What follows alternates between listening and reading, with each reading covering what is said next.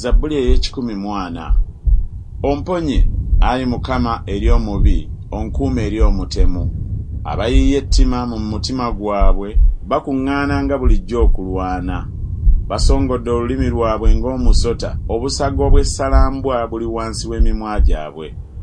Onkuume, Ayi Mukama, eri emikono gy'ababi, omponye eri omutemu, abateesezza okukyamya ebigere byange olw'amaanyi.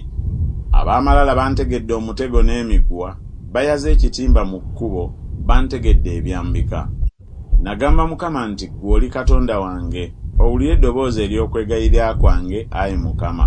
Ayi Katonda Mukama, amaanyi ag'obulokozi bwange. Wambikka ku mutwe gwange ku lunaku olw'olutalo.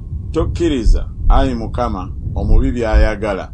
Toyamba lukweru olubi, baleme okwegulumizanga. Omutwe gwabwe abanneetooloola, ettima ery'emimwa gyabwe bo libabikkengako.